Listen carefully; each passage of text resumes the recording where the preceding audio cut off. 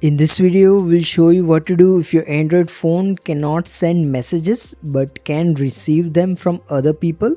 So the first thing you need to do is check your network.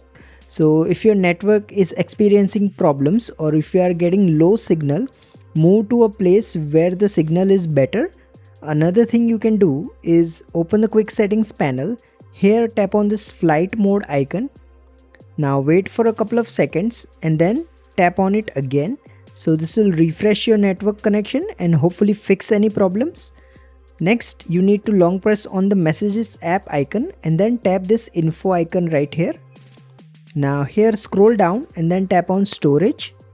Now here tap the clear cache option and then tap the clear data option and then hit delete to confirm. Don't worry, this won't delete any of your messages. Now open the messages app from here and you can see if that issue is resolved. However, if this doesn't work, what you can do is open the settings app.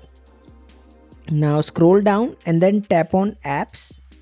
Now here tap the three dot icon at the top right corner and here select special access. Now in this menu you'll see this use premium text message service.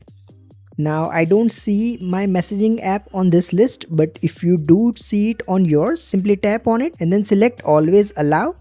However, if nothing else works, your last option is to go to this general management setting. Now here tap on reset. Now here select reset mobile network settings and finally hit reset settings to confirm. Once you do this, your issue should be resolved. However, if you still can't send messages to anyone, you may need to contact your carrier and have the issue resolved from their end.